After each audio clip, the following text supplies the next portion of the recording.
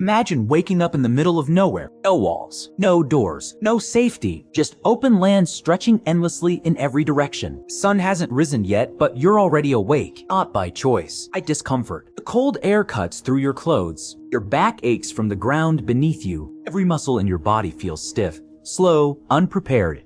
You don't move immediately. Instead, you listen to the wind brushing across dry land, to the faint sound of something shifting in the distance, to the silence that feels too complete. Because silence out here is never just silence. It means something is missing or something is waiting. You slowly lift your head. Your fire is gone. Only ashes remain, cold ones. And that realization hits instantly.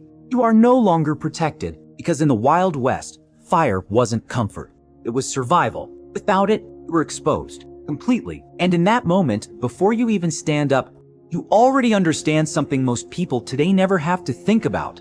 You might not survive the day, not because of something dramatic, not because of a gunfight, but because in the Wild West, even a normal day is dangerous enough to kill you. Waking up didn't mean safety. It meant you passed the first test. The day had just begun, and the first danger was right beneath you, the ground. It wasn't just dirt, it was alive. During the night, your body heat had attracted things. Small creatures, silent ones, scorpions searching for warmth, spiders looking for shelter, and sometimes snakes. They didn't make noise. They didn't warn you. They simply existed close enough to matter. So before you even stood up, you had to check. Your hands moved slowly across the ground, carefully, deliberately, because reaching blindly would be the last mistake you ever made. Then came your boots. You never just put them on. You turned them upside down, shook them, looked inside, because more than one person had started their day, something deadly hiding inside, and never finished it. Even if nothing attacked you, your body itself could be a problem. You hadn't slept well. You never did. The ground was hard. The temperature dropped at night. Your body never fully relaxed. So when you stood up, you weren't strong.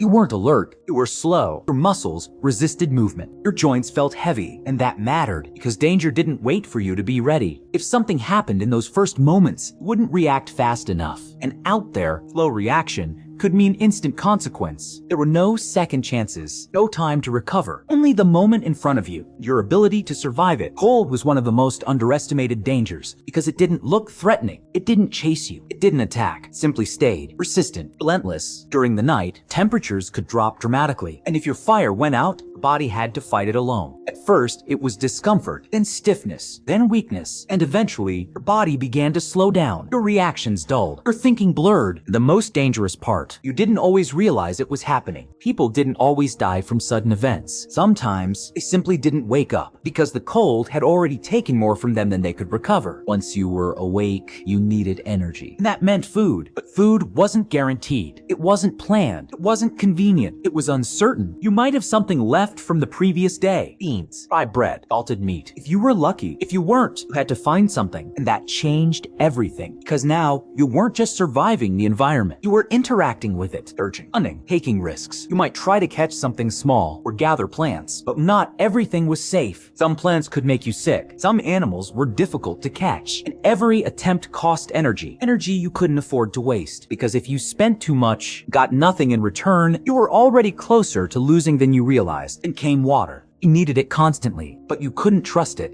Clear stream could look safe, but still carry something harmful. And once you drank it, there was no undoing it. No filters, no treatment, just your body reacting, sometimes immediately, sometimes hours later, but always with consequences. And dehydration wasn't an option either. Without water, your strength faded quickly. Your thinking slowed, your body weakened. So every time you drank, you made a decision, risk sickness or risk collapse. Either way, you were gambling. As the sun rose higher, the world became more visible. But visibility didn't mean safety. It just meant you could see the danger. Sometimes, because even in daylight, you weren't alone. Animals moved quietly, carefully. A snake could be inches away without you noticing. A coyote could follow you for miles. A wolf might observe from a distance, waiting, not attacking immediately, just watching, because predators didn't rush. They waited for weakness, for distraction, for the exact moment when you couldn't respond. And when that moment came, it didn't hesitate. But the most dangerous encounters weren't always with animals. They were with people. Because unlike animals, people didn't follow predictable patterns. Some were just travelers.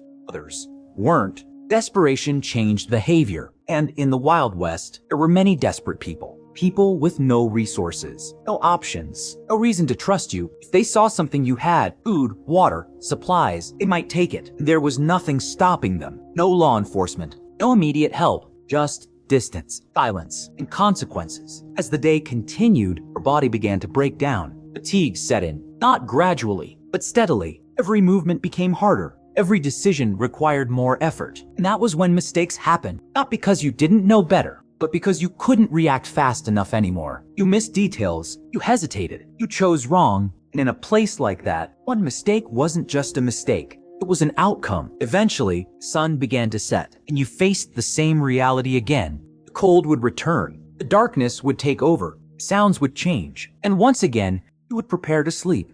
On the same ground, with the same risks, hoping your fire would last, hoping nothing would approach, hoping your body would hold on for one more night. Because survival wasn't about winning, it wasn't about thriving, it was about enduring. One day at a time, and in the Wild West, that was the truth most people never see. You didn't need to be unlucky. You didn't need to make a huge mistake. You just needed to live there long enough for a normal day to become your last. Maisie Bear.